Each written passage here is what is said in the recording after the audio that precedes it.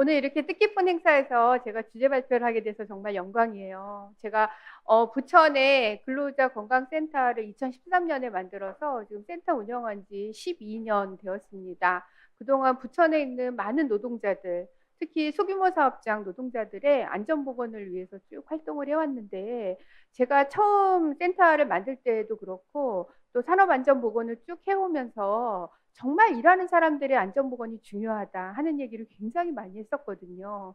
근데 사실 기업에서는 우선 경제가 먼저 살아야 되고 기업이 먼저 운영이 돼야 되니까 노동자들의 안전은 항상 뒷전이었어요. 그래서 그런 희생과 또 안전의 중요성을 알면서도 늘 우선순위에서 밀리는 것을 감당하면서 지금까지 왔는데, 최근 들어 이재명 대통령님께서 안전의 중요성을 굉장히 중요하게 말씀을 하시고, 올해를 산재 사망을 해결하는 산재 사망 근절 원년으로 선포를 하셔서 정말 안전보건의 중요성을 많이 얘기하시고 중요한 정책을 많이 얘기를 하셔서 개인적으로 산업안전보건을 하는 사람 입장에서 정말 감사한 마음이 들고, 이렇게 그 한 나라의 최고 지도자가 안전의 중요성을 강조해서 이렇게 강하게 얘기한 적이 없어요. 그런데 그 중요한 시점에 이것을 오랫동안 살려서 나중에 정권이 바뀌고 대통령이 바뀌고 누가 바뀌고 해도 우리의 노동자들의 안전이 보장될 수 있는 시스템과 인프라가 정말 이 기회에 구축이 되어야 한다 하는 마음이 저는 정말 너무 절실합니다. 그렇기 때문에 이렇게 안전보건을 주제로 해서 이재영 의원님이 좋은 자리를 마련해 주셔서 감사하다는 말씀을 드리고, 오늘의 행사가 단지 세미나로 그치는 것이 아니라 이것을 토대로 또 조례도 만들어지고 또 부천시에서 정책도 만들어지고 향후에 부천을 넘어 우리나라 전체의 노동자들에게 확산되어질 수 있는 좋은 기회가 되었으면 하는 마음입니다. 제가 오늘 준비한 내용 자료를 보면서 말씀을 드리도록 하겠습니다. 우선 노동 형태에 따른 노동자의 안전과 건강권 확보 방안인데요. 우리 노동 형태가 너무너무 다르게 하루가 다르게 바뀌고 있어요. 그냥 옛날에는 일어나서 출근하고 그리고 또 일하다가 퇴근하고 그냥 그런 형태로 일을 해왔고, 또 한 번 취직을 하면 대부분 평생 직장 뭐 이렇게 됐었는데, 이제는 거의 뭐 평생 직장이라는 개념 없이 너무나 다른 형태로 되고 있기 때문에 그것에 맞추어서 앞으로 어떻게 안전보건을 가야 하느냐 하는 문제인데요. 그거를 위해서는 우선 노동 형태의 종류가 어떻게 돼 있나 이거를 먼저 한번 좀 살펴볼 필요가 있습니다. 노동 형태를 구분하는 유형이 굉장히 다르게 돼 있는데, 처음 우선 살펴볼 수 있는 노동 형태는 고용 관계에 따른 노동 형태를 볼 수가 있습니다. 고용이 정규직으로 고용이 되느냐 아니면 계약직으로 고용이 되느냐, 이런 형태에 따라서 정규직이냐 비정규직이냐 이렇게 나눌 수가 있는데, 단지 정규직과 비정규직으로만 구분을 하는 게 아니라 뭐 파견 노동이라든지 협력업체에 근무하는 그런 경우라든지 이런 형태가 굉장히 애매해요. 예를 들면 협력업체에 근무를 한다. 그러면 그 회사에서는 정규직일지 모르지만 파견을 나가서 협력업체가 실제로 가서 일하는 곳에서는 정규직 노동자가 아닌 거죠.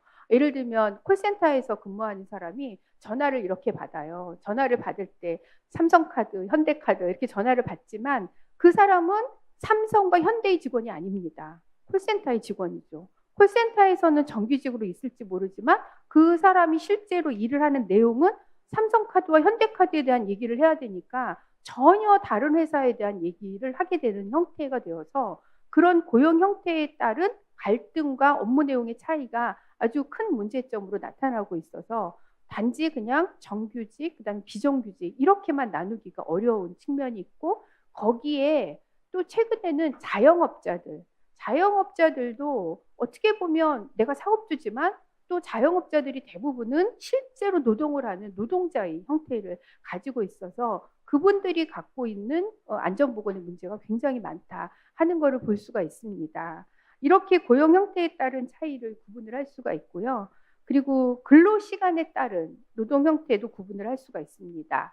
근로시간을 우리가 주 40시간 근무를 하고 있기 때문에 전일제로 근무를 하는지 아니면 파트타임으로 근무를 하는지 이런 것들이 달라질 수가 있고, 그 전일제 내지는 파트타임 이런 경우가 그냥 파트타임이나 시간제가 특히 단시간, 초단시간 근로 형태가 있어요. 초단시간 근로 형태는 주 15시간 이하로 근무를 하는 형태거든요.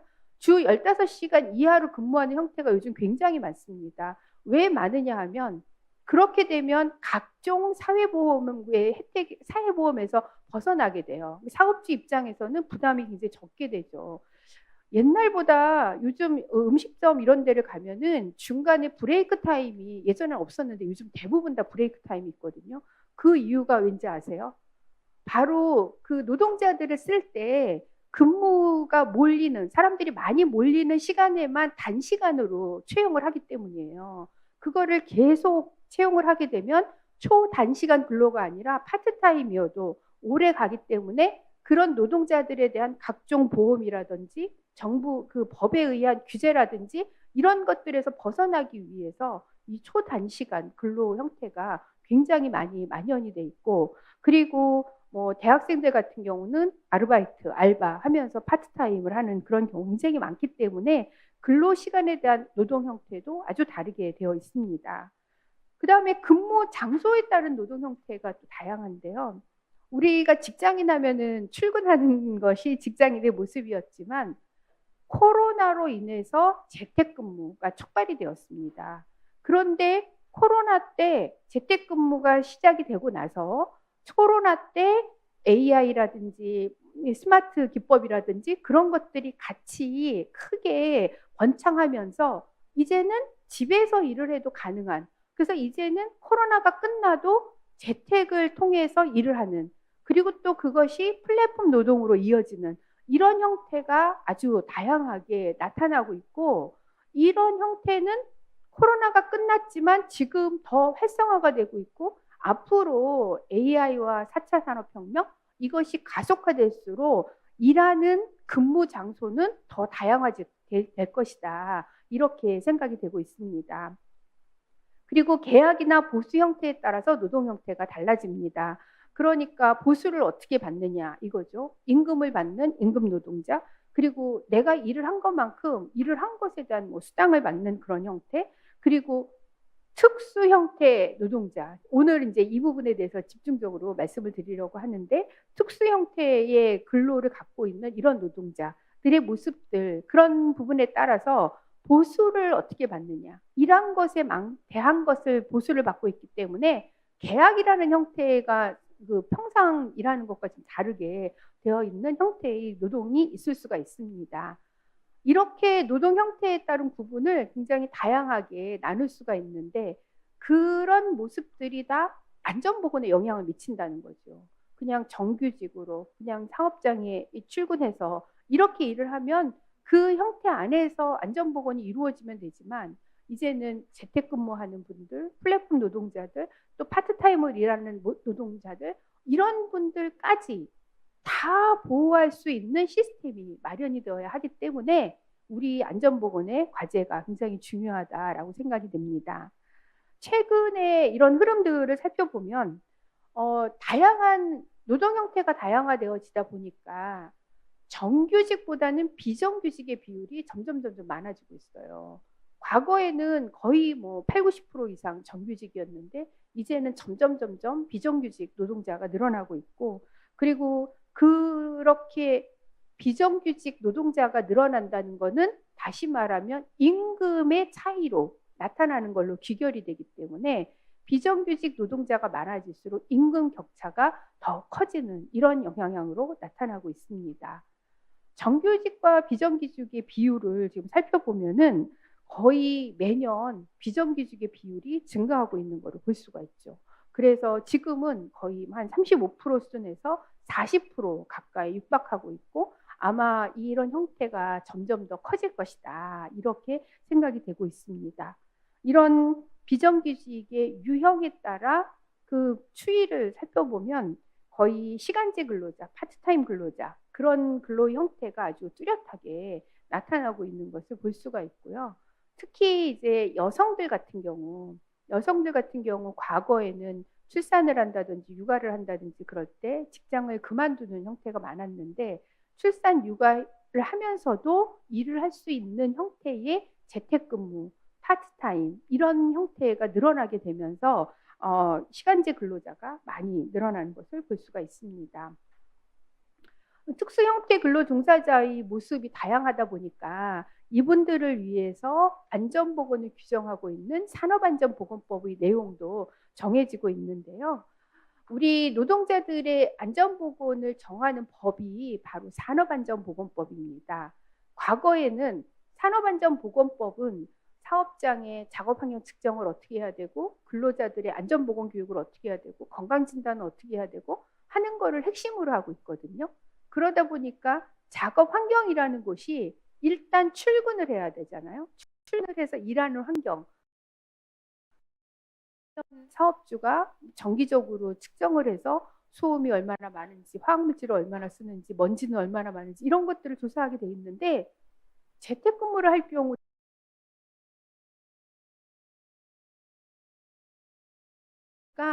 현재 법으로 정해져 있는 산업안전보건법은 다양한 유형의 노동 형태의 노동자들을 보호하는 시스템이 아닌 거예요. 그렇기 때문에 노동 형태가 달라지면 산업법도 달라져야 되는데 현재의 산업법은 그것을 쫓아가고 있지 못하다. 그렇기 때문에 별도의 노동 형태를 갖고 있는 사람들은 별도의 법이 만들어져야만 보호를 받을 수 있지 않을까 하는 생각이 드는 거죠. 현재 산업안전보건법에는 2020년에 산업안전보건법을 전부 개정할 때 그나마 이 특수 형태 근로자들에 대한 안전보건을 해야 된다 하는 내용이 이제 법에 처음으로 명시가 되게 되었어요. 여기에 보면 특수 형태 종사자란 어떤 사람이다 하는 거를 시행령에 정하게 돼 있고 그분들에 대한 안전보건 조치를 해야 된다 하는 내용이 명시가 되어 있고 그리고 배달 노동자들에 대해서도 안전보건을 해야 된다 하는 내용이 있고 그리고 이런 많은 형태의 노동자들이 이 프랜차이즈 형태, 가맹본부에 소속돼 있어서 일을 하잖아요. 그러면 프랜차이즈, 가맹본부가 거기에 소속돼 있는 노동자들을 어떻게 보호해야 한다 하는 내용이 2020년에 처음으로 산업법에 들어가게 되었어요. 그런데 그것이 법으로 들어간다고 그대로 지켜지는 게 아니라 이제 구체화되어야 하잖아요. 그 구체화되어지는 과정이 아직은 너무 더디다 하는 것을 볼 수 있고 법에 이렇게 명시된 것을 시행령과 시행규칙에 어떻게 받고 있느냐 하는 것을 살펴보면 우선 시행령에 이 특수형태 고용 종사자들에 대한 그 범위를 제시를 하고 있는데 14개의 특고의 종사자로 정리를 하고 있어요. 예를 들면 보험 설계사, 그리고 건설 기계를 직접 운행하는 뭐 타워 크레인 같은 거를 운전하시는 분들, 그리고 학습지 교사, 그리고 골프장 캐디, 택배원, 그리고 퀵 서비스 종사자, 그리고 대출 상담 모집원, 그리고 대리 운전기사, 방문 판매원, 대여 제품 방문 점검원, 그냥 가전제품 수리원, 화물차주, 소프트웨어 기술자 이렇게 14개의 형태로 되어 있는데 이 외의 형태는 현재 보호받고 있지 못한 거예요. 그러다 보니까 이 14개의 형태에 소속되어 있지 않은 사람은 어떤 유형의 새로운 모습이 나타날 때 그것이 법에 반영되어지기 전까지는 특고라고 하더라도 보호받을 수 없는 형태로 되어지는 거죠. 그리고 시행규칙에는 특고 종사자들을 위해서 안전보건 프로그램을 마련해서 운영을 해라 하는 내용이 있고 그리고 또 그런 분들을 위해서 안전보건에 대한 정보를 제공한다든지 하는 내용이 법에 명시되어 있지만 특수형태 종사자들이 주로 이 정보를 얻는 방법이 모바일이나 이런 그 디지털 기기를 이용해서 많이 정보를 얻게 되잖아요. 업무 자체가 그렇게 이루어지다 보니까. 근데 모바일을 이용해서 뭐 교육을 한다든지 하는 내용들이 되어 있는데 그걸로 교육이 제대로 이루어지는지 교육 내용이 충분히 잘 반영이 되어 있는지 등을 확인할 수가 없는 거죠. 우리가 보통 이렇게 모여서 집체 교육을 하게 되면 물론 중간중간에 뭐 조는 사람도 있고 그렇겠지만 서로 이렇게 눈과 눈을 마주치면서 교육이 이루어지고 또 애로사항은 뭔지 들으면서 제대로 된 교육이 이루어질 수 있지만 그냥 모바일로 하면 뭐 하면 잘 넘기고 거기 빨리빨리 이렇게 해서 실제로 교육을 받았는지 안 받았는지 확인할 수가 없는데 현재의 교육은 이렇게만 정해져 있기 때문에 많은 안전보건 교육의 한계를 가지고 있다 하는 것을 볼 수가 있습니다. 그래서 오늘은 이제 집중적으로 이 플랫폼 노동자의 안전보건에 대해서 말씀드리려고 하는데요. 이 특수 형태의 근로 종사자를 이제 저희가 약칭해서 특고 노동자 이렇게 얘기를 하는데 그 중에 대표적인 이 업무를 하시는 대표적인 종사자들을 플랫폼 노동자라고 할 수가 있거든요. 플랫폼이라는 것은 그냥 플랫폼이죠. 그러니까 그 모바일 형태에서 디지털 형태에서 있는 플랫폼이 있어요. 플랫폼이라는 인프라가 있는데 그 플랫폼을 통해서 일을 하는 노동자를 플랫폼 노동자라고 하는데 플랫폼 노동자는 광의의 의미로 플랫폼 노동자라고 정하는 경우가 있고 협의의 의미로 플랫폼을 정하는 경우가 있어요. 플랫폼 노동자는 협의의 의미로 정하는 건데 그럼 광의의 의미와 협의의 의미는 어떻게 다르냐? 이제 광의의 의미는 그 플랫폼 안에서 채용에 대한 정보를 제공하는 거예요. 뭐 예를 들면 뭐 사람인 이런 데 보면 뭐 어떻게 사람을 모집하고 구인구직에 대한 정보가 플랫폼을 통해서 제공이 되잖아요. 그런 걸 통해서 그 플랫폼을 이용해서 취업을 하는 정보를 얻는 이런 경우가 이제 광의의 플랫폼이고 협의의 플랫폼은 그렇게 해가지고 취업이 되었어요. 취업이 되었는데 일을 플랫폼을 통해서 하는 거죠. 그래서 실제로 사장님 얼굴을 보고 일을 하는 게 아니라 그 안에서 일감을 얻고 그 안에서 계약이 이루어져서 그 안에서 지시하는 대로 일을 하는 거예요. 뭐 배달 노동자라든지 뭐 택배 기사라든지 이런 사람들이 다 플랫폼 노동자인데 주로 플랫폼 노동자다. 우리가 얘기하면 바로 일을 플랫폼을 통해서 하는 그 협의의 노동자를 플랫폼 노동자 이렇게 얘기를 합니다. 이런 플랫폼 노동자는 이제 커다랗게 유형을 어떻게 나누냐 하면 운송과 배달에 종사하는 플랫폼 노동자 그리고 온라인을 통한 프리랜서로 일을 하는 노동자 그리고 가사나 돌봄 업무를 하는 노동자 이렇게 크게 세 개의 유형으로 나눌 수 있어요. 우리가 플랫폼 노동자 하면은 흔히 택배 기사 이렇게 많이 생각하는데 그런 경우뿐만이 아니라 정말 다양한 형태의 플랫폼 노동자들이 있다는 걸 볼 수 있죠. 그래서 운송이나 배달을 중심으로 한 플랫폼 노동자는 음식 배달을 한다든지 대리 운전을 한다든지 택시 운전을 한다든지 이런 것들 이런 형태로 일을 하시는 분들이 되겠고 그 다음에 온라인을 통한 프리랜서형으로 일을 하시는 이런 분들은 뭐 어떤 뭐 웹포스터 같은 거를 만들 때 그거를 디자인을 이렇게 해준다든지 또 뭐 번역 같은 거를 해주시는 분들이라든지 무슨 콘텐츠 같은 거를 특별히 계약을 해주는 형태라든지 이런 형태의 일을 하시는 분들이 계실 수가 있어요. 그리고 최근에는 가사 이런 또 돌봄 이런 업무를 하시는 분들도 다 플랫폼을 통해서 이루어지고 있거든요.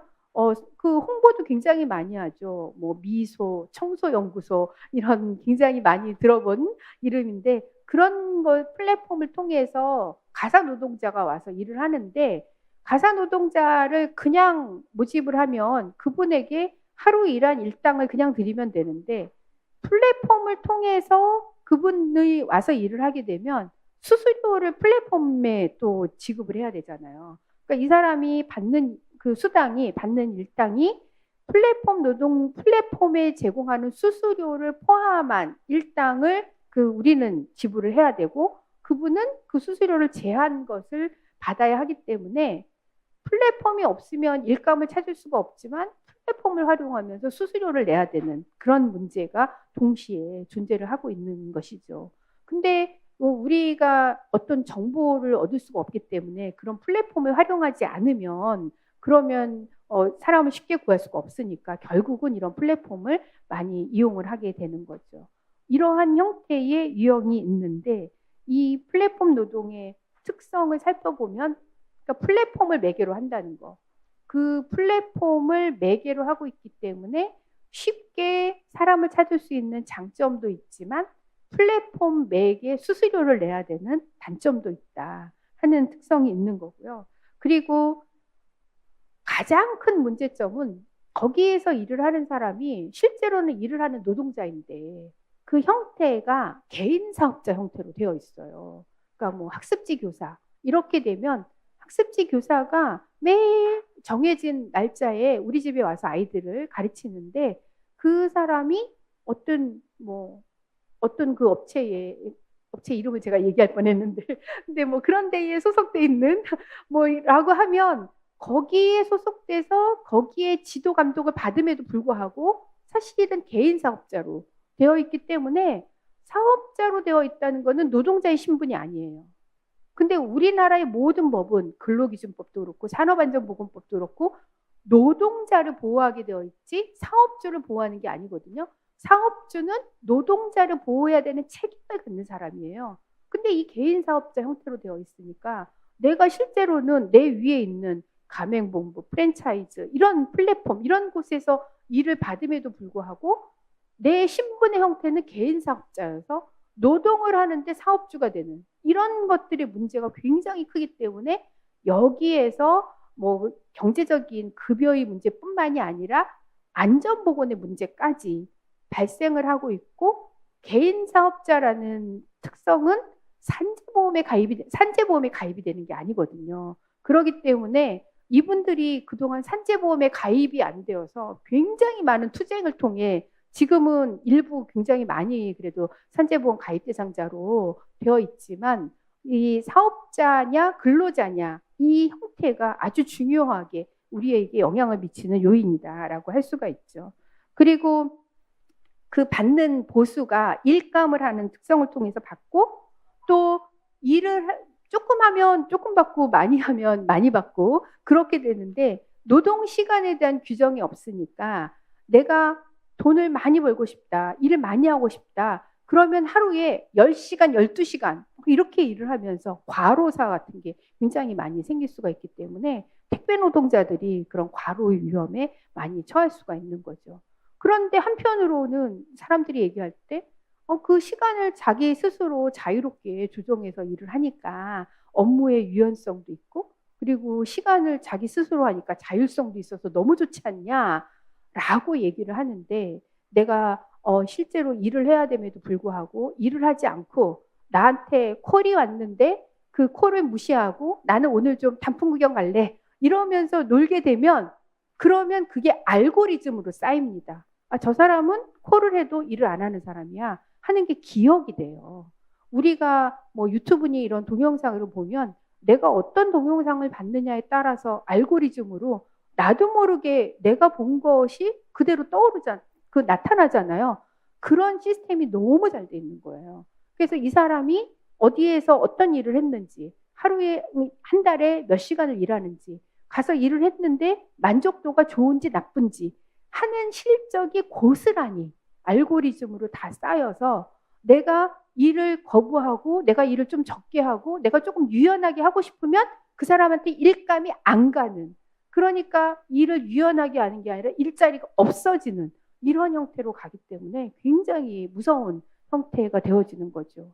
이런 플랫폼의 유형은 웹을 기반으로 한 유형이 있고 지역을 기반으로 한 유형이 있어요. 웹을 기반으로 한 것은 주로 전국 어디든 뭐 이렇게 이루어지는데 뭐 저는 이제 뭐 번역 시스템 이런 거를 이제 예전에 많이 활용을 했었거든요. 요즘은 인터넷 자체에서 번역이 워낙 잘 돼 있는데 이제 번역 이런 것을 전문으로 해주시는 프리랜서 분들이 있는데 어디에 그 사람이 어디서 일을 하는지 모르지만 아무튼 이 웹 기반으로 번역을 맡기면 이렇게 오고 하게 되는 형태, 뭐 디자인 이런 사람들이 주로 전문적인 IT 쪽에 일을 하시는 분들이 웹 기반으로 많이 일을 하고 그 다음에 배달을 하는 직접 빨리 이거를 갖다 줘야 하는 그런 경우는 지역을 기반으로 해서 이루어지는 형태로 되어 있어요.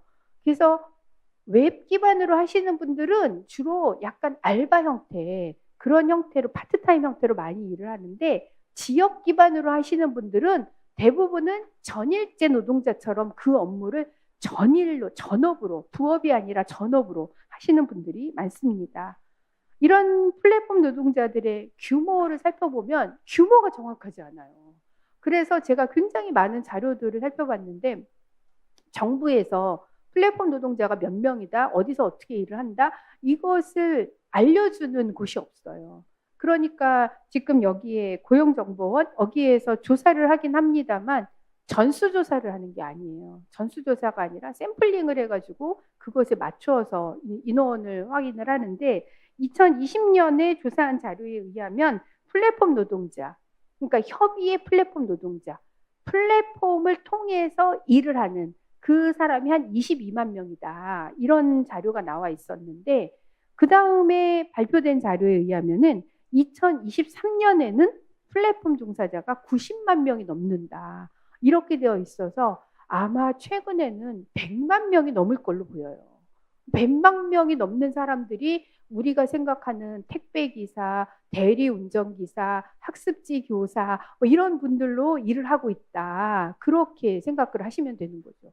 그 숫자가 점점 많아지고 있는 것을 볼 수가 있습니다.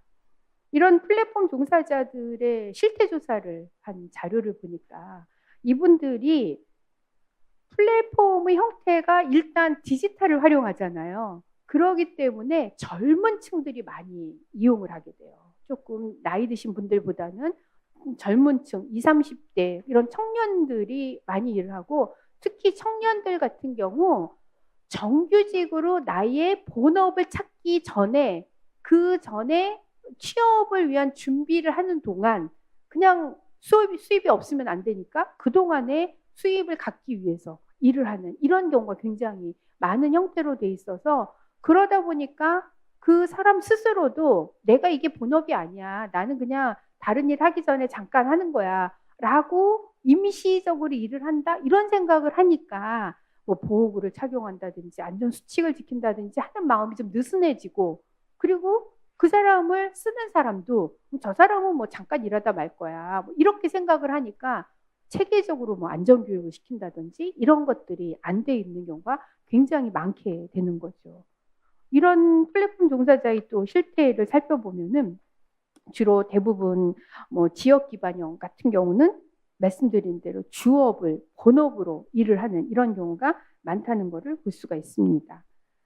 그리고 또 플랫폼 종사자들이 일을 한 것만큼 이제 수당을 받는 그런 구조로 되어 있잖아요. 그런데 그때 가격을 누가 결정하느냐 하는 거거든요. 가격을 나는 이런 전문성을 갖고 있기 때문에 나는 이 정도의 수당을 받아야 돼. 이렇게 생각을 하는데 그게 아니라 가격을 내 마음대로 결정할 수가 없어요. 개인 사업자임에도 불구하고 내 마음대로 결정하는 게 아니라 가격 자체가 정해져서 내려와요.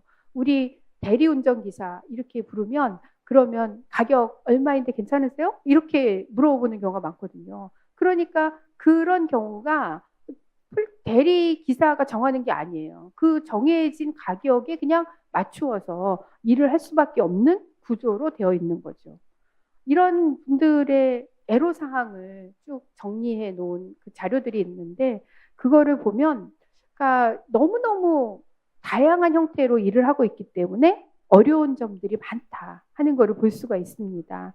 대표적으로는 이분들이 임금을 못 받는 경우가 있어요. 수당이 플랫폼을 통해서 들어가서 플랫폼에서 나한테 와야 되잖아요. 그런데 거기에서 나한테 급여를 주지 않으면 그러면 내가 일을 했어도 내가 그 급여를 제대로 못 받는 경우가 있고 그리고 중간중간에 뭐 만족도가 떨어진다든지 뭐 이런 걸 그런 이유로 원래 정해진 수당을 주는 게 아니라 그거보다 더 낮게 그러면 그것에 대해서 문제 제기를 하잖아요. 그러면 그것을 노동청에 가서 신고를 해야 되는데 노동청은 당신은 노동자가 아니야. 개인 사업자야. 이러다 보니까 거기에서 해결할 수가 없어요. 노동부에 가서 노동부에서 보호받지 못하는 거죠. 결국 문제가 너무너무 심각하다 하면 어떻게 하느냐? 법원에 가서 문제를 소송을 내야 되거든요. 그런데 그 소송 내는 그 비용이나 이런 것들이 또 많이 드니까 굉장히 큰 어려움을 갖게 되는 거고 그리고 중간에 그 플랫폼 기업이 워낙 많아요. 워낙 다양해요. 그러다 보니까 중간에 도산하는 기업이 생기거든요.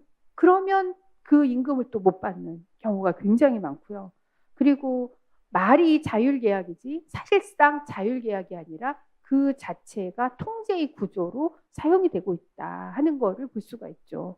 저도 얼마 전에 이제 저녁 때 회식을 하면서 이제 대리기사를 불렀거든요. 그래서 그분이 이제 저를 집에 데려다 주셨는데 그 다음날 제가 너무 힘이 들어서 일도 굉장히 많고 그래서 술을 마시진 않았지만 이대로 운전했다간 안 되겠다. 안전하게 운전을 해야지. 그리고 또 제가 다시 대리기사님을 요청해가지고 집에 갔거든요.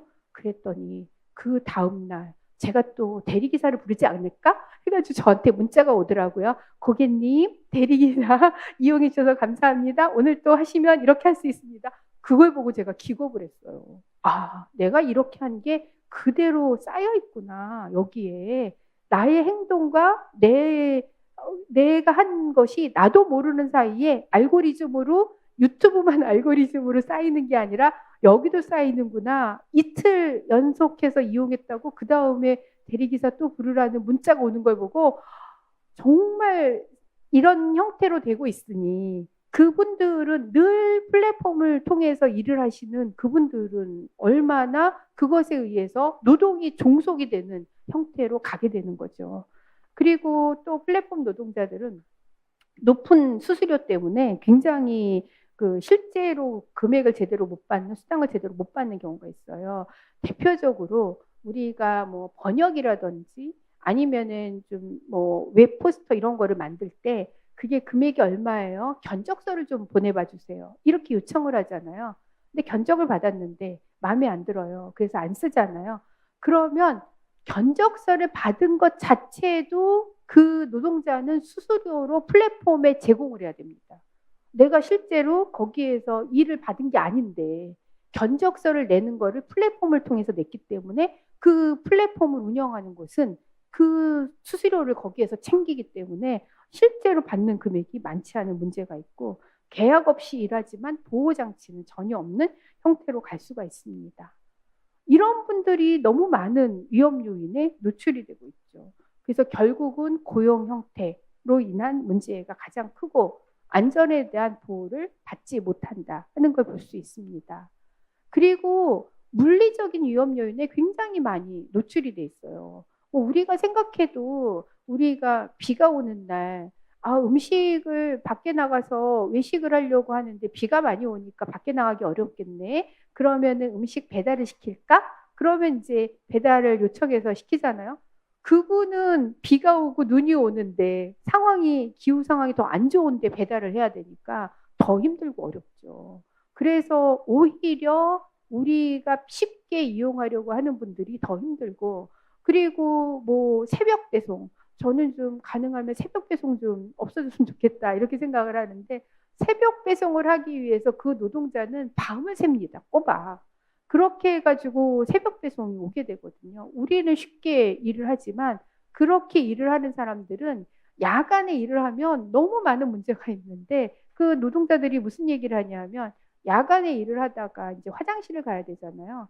그러면 낮에는 화장실이 대부분 오픈되어 있는 경우가 많은데 밤에는 다 닫혀 있어요, 건물이.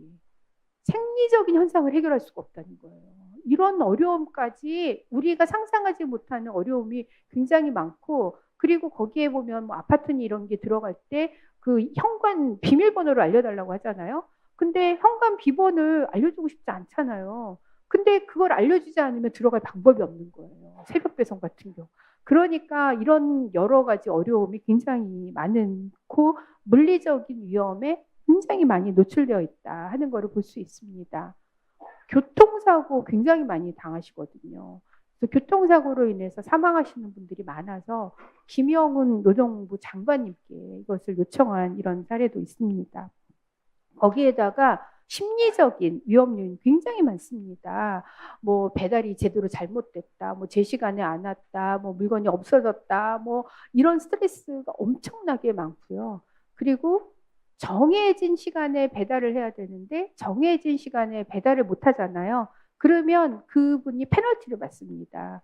그래서 그런 스트레스가 굉장히 많기 때문에 교통체증이 있다든지 특히 배달이 많을 때가 명절 때 배달이 많거든요. 그때는 더 힘들잖아요. 그럴 때 받는 스트레스가 엄청나서 스트레스의 과로로 인해서 과로사로 사망하는 택배 노동자들이 굉장히 많은 걸 볼 수 있습니다. 그런데 이분들에게 안전장비는 제공하지 않아요. 안전교육도 하지 않아요. 그냥 그분들은 개인 사업자이기 때문에 본인이 알아서 본인의 안전을 챙겨야 되는 구조인 거죠. 나는 노동자인데 아무도 나를 챙겨주는 사람이 없는 문제가 되고 있는 형태인 거죠. 정말 다양한 안전보건에 문제가 있는데 주로 무거운 물건을 많이 쓰니까 근골격계 질환이 위험에 많이 노출되고, 그리고 피로도 굉장히 높고, 그리고 소득 자체가 불안정해요. 많을 때가 있고 적을 때가 있고, 정규 규칙적이지 않다는 거, 그것이 굉장히 힘든 형태로 나타나 있고, 잠도 제대로 못 자는 모습을 볼 수가 있습니다. 이런 플랫폼 노동자들이 증언대회를 했어요. 우리 진짜 너무 힘들다 이러면서 증언대회를 했는데, 거기에서 나온 얘기들을 좀 살펴보면은, 비가 내리는데 비가 내림에도 불구하고 가야 되니까 그 길을 가다가 빗길에 결국은 막혀서 가지도 못하고 움직이지도 못하고, 그리고 배달은 안 온다는 호소를 받는 이런 어려움 점이 있었다, 이렇게 얘기를 하고, 주행 중에 좌회전을 하려고 차량을 피하려고 했는데 오히려 다른 옆차하고 부딪혀서 교통사가 생긴 이런 문제점들이 있고, 대부분 이분들이 핸드폰을 가지고 일을 하잖아요. 그런데 오토바이를 하는데 핸드폰을 보면서 핸드폰을 보고 핸드폰으로 또 그 일감을 받아야 되고, 그러니까 그러다 보니까 운전을 제대로 하기가 굉장히 어려운 그런 환경 속에 놓여 있다 하는 얘기들을 굉장히 많이 하고 계시고요. 택배 노동자들 같은 경우는 제일 큰 문제로 분류 작업에 대한 문제를 굉장히 많이 얘기합니다. 이분들이 정해진 물량을 배달만 하는 게 아니라 어느 아파트에 어떤 물건 이거를 먼저 분류를 하거든요. 근데 그 분류하는 업무가 8시간 중에 3분의 1을 차지해요. 근데 분류하는 것은 돈을 못 받아요. 배달한 건수에 대해서만 돈을 받거든요. 그러다 보니까 3분의 1은 돈을 못 받는 공짜 노동인 거예요. 쉽게 얘기하면. 그래서 이런 문제점을 굉장히 얘기를 많이 해서 쿠팡이라든지 뭐 CJ라든지 이런 큰 물류회사는 분류 작업만 별도로 해주는 사람을 따로 둡니다. 그런데 의외로 굉장히 그러니까 소규모 배달 업체들이 많거든요. 그런 곳에서는 배달하시는 분이 다 분류 작업까지 해야 되는 어려운 점이 굉장히 많고요. 그리고 심야 노동이 아주 어려운 문제점으로 나타나고 있습니다. 그리고 방문 서비스 종사자들이 있어요. 예를 들면 뭐 정수기 방문해서 관리해주고 이런 분들 계시잖아요. 이런 분들이 가정에 가면은요, 가정에 그 방문해서 일을 하시는 분들이 주로 여성분들이 많으시거든요. 그런데 가면 남성분이 혼자 뭐 그냥 속옷만 입고 있는 이런 경우가 있다든지, 그런 그 성희롱 이런 경우를 당하는 문제가 너무너무 많아요. 그래서 근데 그 집에 그분하고 그 방문 노동자 둘밖에 없잖아요. 나가려고 그래도 나갈 수도 없고, 문제가 너무 힘들어서 갔다 나와서 회사에 전화했죠. 나 이 집에 도저히 못 가겠다. 그랬더니 거기는 당신 담당이니까 당신이 알아서 하라고.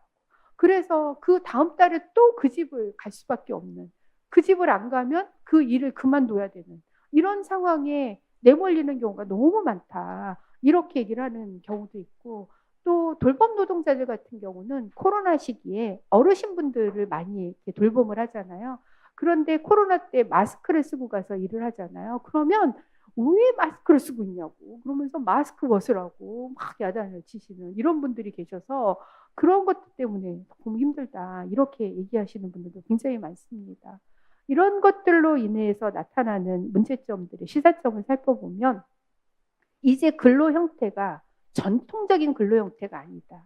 새로운 근로 형태가 굉장히 많이 생기기 때문에 우리는 그것에 맞는, 새로운 형태에 맞는 안전보건 체계를 갖춰야 한다 하는 것이고요.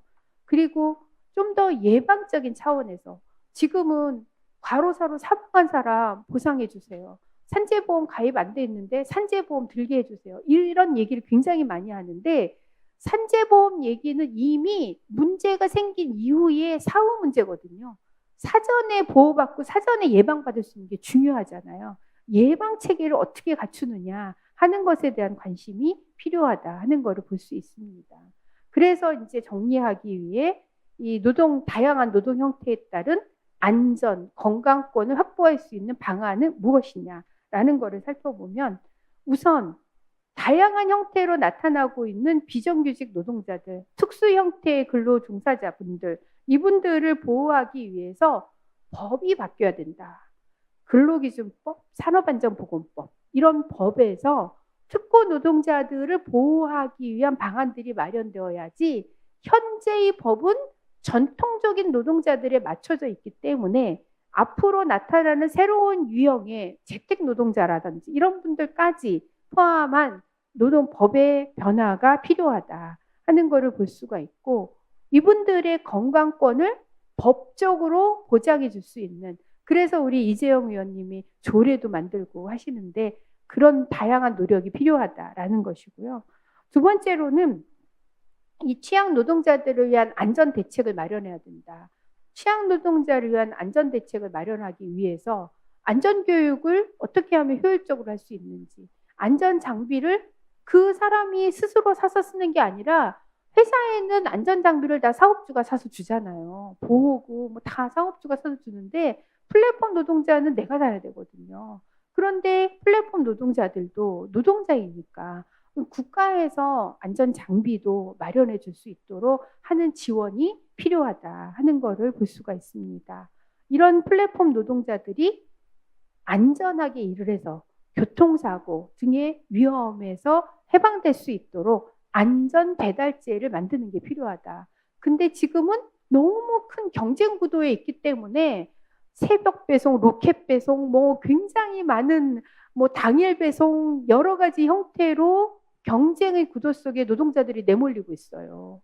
그런데 안전하게 배달할 수 있는 안전 시스템을 갖추는 것이 필요하다라고 하는 것이고요.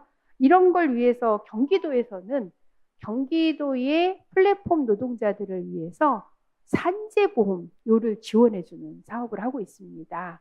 경기도가 선진적으로 하고 있는데 다 전국으로 확대되어서 플랫폼 노동자들이 산재보험료를 본인이 부담하는 게 아니라 일반 산재보험료는 전부 사업주 부담이잖아요. 노동자가 부담하지 않잖아요. 근데 플랫폼 노동자는 산재보험을 가입을 하더라도 플랫폼 노동자들이 부담해야 되는데 그것을 국가에서 부담해주는 시스템을 마련하면 좋겠다 하는 것이고요.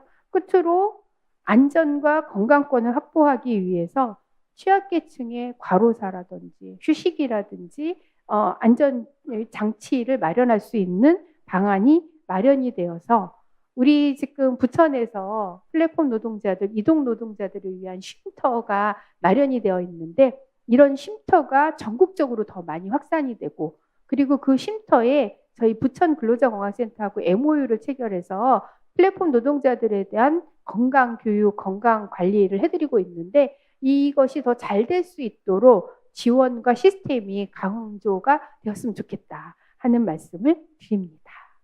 네, 이상으로 제 발표는 마치도록 하겠습니다. 감사합니다.